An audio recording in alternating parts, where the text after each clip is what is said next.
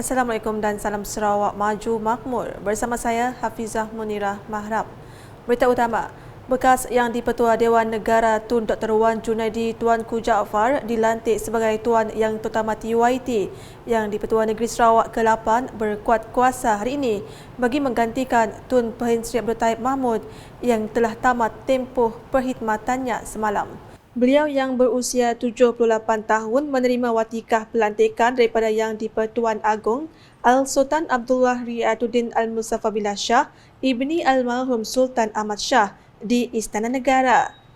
Turut berangkat ke istiadat tersebut ialah Raja Permaisuri Agong Tunku Azizah Aminah Maimunah Iskandariyah serta isteri Tun Dr. Wan Junaidi Tuh Puan Sri Fauziah Muhammad Sanusi.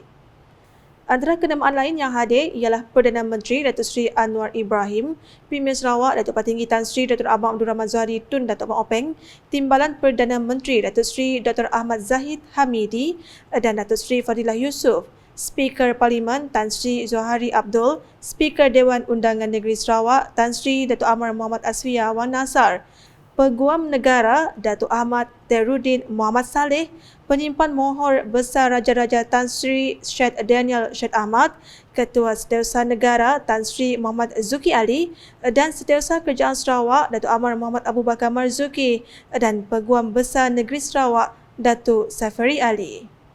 Turut hadir Menteri Kerja Raya Datuk Seri Alexander Nantanigi, Menteri Pembangunan Wanita, Keluarga dan Masyarakat Datuk Seri Nancy Shukri, Timbalan Menteri atau Kesihatan Datuk Luka Nisman Awang Sauni, Timbalan Menteri Digital Datuk Wilson Ugak Kumbung, Timbalan Menteri Kemajuan Luar Bandar dan Wilayah Datuk Rubiah Wang dan Timbalan Menteri Pengangkutan Datuk Hasbi Habibullah.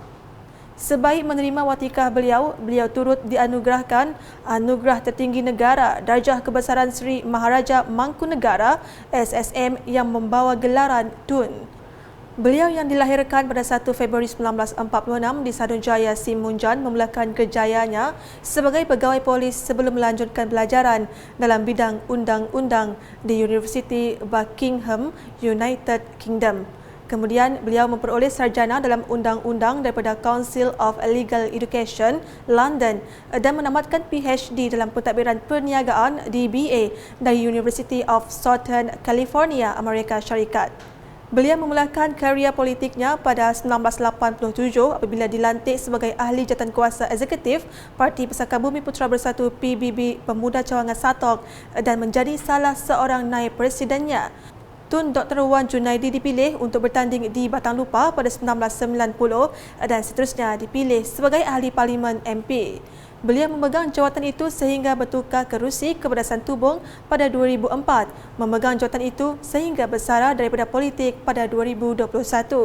Sebagai Ahli Parlimen, Tun Dr. Wan Junaidi pernah memegang pelbagai jawatan penting dalam Kerajaan Persekutuan bermula sebagai Timbalan Speaker Parlimen termasuk dilantik sebagai Timbalan Menteri Dalam Negeri. Selepas berjaya mengekalkan kerusi Santubong pada pilihan raya umum ke-13 pada 2013, beliau dilantik sebagai Menteri Sumber Asli dan Alam Sekitar dan kemudiannya sebagai Menteri Pembangunan Usahawan dan Koperasi. Jawatan terakhir beliau dalam Kabinet Persekutuan ialah sebagai Menteri di Jabatan Perdana Menteri, Parlimen dan Undang-Undang. Tun Dr. Wan Junaidi dilantik sebagai Presiden Dewan Negara pada 19 Jun 2023 sehingga beliau meletakkan jawatan pada 19 Januari 2024. Selain seorang peguam dan ahli politik yang berjaya, beliau juga seorang penulis prolifik yang telah menulis 7 buah buku. Selain itu, beliau juga aktif dalam pertubuhan bukan kerajaan seperti Persatuan Bekas Polis Sarawak di mana beliau menjadi presidennya dari 1990 hingga 2001 dan aktif dalam pergerakan pengakap di mana beliau memegang jawatan Ketua Pesuruhjaya Pengakap Sarawak sejak 1992. Tun Dr. Wan Junaidi berkahwin dengan Allahyarham Datin Sri Fiona Sim Abdullah dan dikurniakan 3 anak perempuan. Selepas pemergian isterinya, beliau telah berkahwin semula pada 10 Disember 2022 dengan Tuh Puan Fauziah Muhammad Sanusi. Laporan seterusnya, seramai 394 veteran tentera yang sukarela telah direkrut untuk menyertai Immune Belt Enforcement Team (IBET) dalam usaha Kerajaan Sarawak membantras wabak rabies di kawasan sempadan.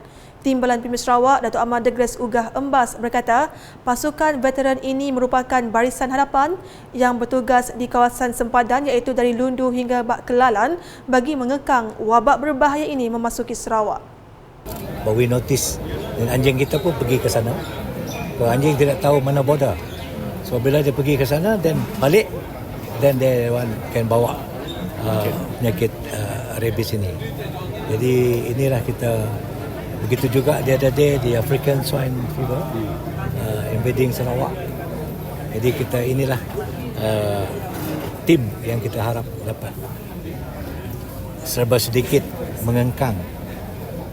Now they're doing a very good program in vaccination. I was told they have done about 92% of the target group for vaccination.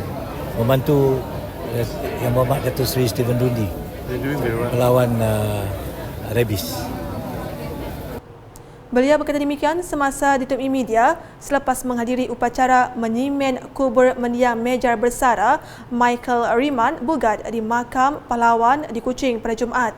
Dalam hal itu, Datuk Ahmad Douglas Ugah yang juga pengerusi Jawatankuasa Pengurusan Bencana Negeri Sarawak JPBNS menyatakan bahawa penempatan pasukan veteran ini difokuskan di kawasan sempadan memandangkan kawalan rabies kawasan tersebut lebih sukar berbanding di kawasan bandar.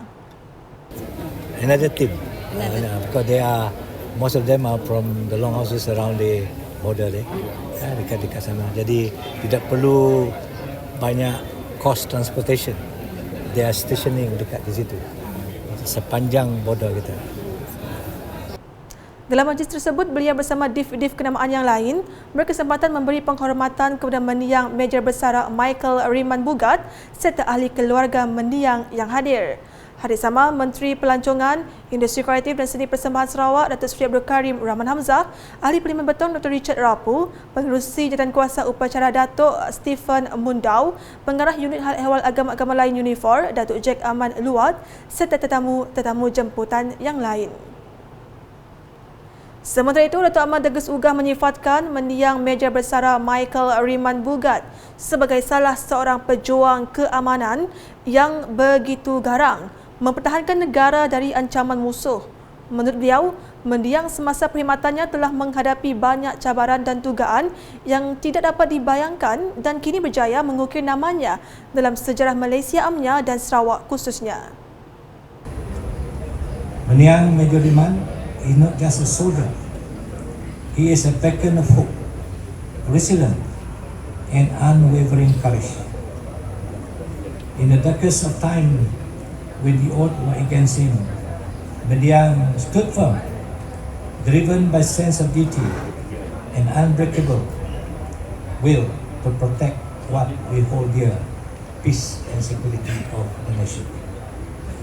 His courage and valor and sacrifices actually form the foundation of the peace and freedom that we enjoy today. Menurut beliau, pertempuran mendiang Mejar Bersara Michael Riman di Gopeng Perak pada tahun 1977 telah menunjukkan keberanian mendiang sehingga diberi ensumar Rimau Garang Batam Melaya dengan mudah diberi raja yang telah ditulis dan diabadikan di atas kubur mendiang pada hari ini. Justru Datuk Ahmad Douglas Ugah menyeru supaya rakyat di Sarawak mengambil iktibar daripada watak dan kejayaan cemerlang mendiang dalam meneruskan perjuangan serta menyumbang bakti kepada keselamatan dan pembangunan Sarawak. Manakala di Marudi, Padang Sekolah Kebangsaan SK Sungai Laong Bakong akan dinaik taraf. Timbalan Menteri Kesihatan Awam, Perumahan dan Kerajaan Tempatan Sarawak merangkap Ahli Dewan Undangan Negeri Adun Marudi, Datuk Dr. Penguang Manggil berkata, bantuan akan disalurkan untuk menaik taraf Padang SK Sungai Laong dan kerja-kerja baik pulih yang lain. Menurutnya, beliau akan menyalurkan bantuan kepada Sekolah SK Sungai Laong pada tahun hadapan untuk meratakan Padang. Beliau berkata demikian semasa majlis perasmian kejohanan sukan Dwi Tahunan SK Sungai Laong Bakong pada Khamis.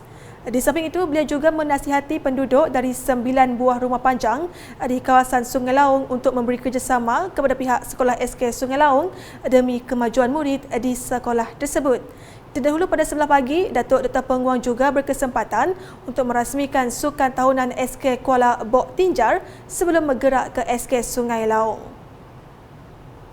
Di Matu pula, projek Jambatan Batang Igan dijangka siap pada April 2025 dengan kemajuan kerja terkini mencecah 60.77%, awal 0.90% dari jadual iaitu 59.87%. Timbalan Menteri Infrastruktur dan Pembangunan Pelabuhan Datuk Seri Adela Riwo berkata, Jambatan Batang Igan agak berlainan daripada jambatan yang lain di Sarawak kerana ia mempunyai rekaan kabel ark yang estetik. Tambahnya, beliau berpuas hati dengan kemajuan pelaksanaan Jambatan Batang Igan setelah beberapa siri kelewatan sebelum ini. Beliau berkata demikian ketika ditemui media semasa melakukan lawatan kerja baru-baru ini. Beliau menambah lawatan itu juga bertujuan membuat pemantauan rapi bagi mengenal pasti sekiranya terdapat sebarang masalah dan apakah jalan penyelesaian bagi menanganinya. Sekian edisi malam bersama saya Hafizah Munirah. Berita berlanjut boleh didapati di semua platform media sosial UKAS termasuk portal ukas.sarawak.gov.my dan UKAS channel di YouTube. Sebelum akhir buletin, saksikan paparan sempena pelantikan Tun Dr. Wan Junaidi Tuanku Jaafar sebagai Tuan Yang Terutama TYT yang di-Pertuan Negeri Sarawak ke-8. #Saluran Informasi Rakyat Salam UKAS.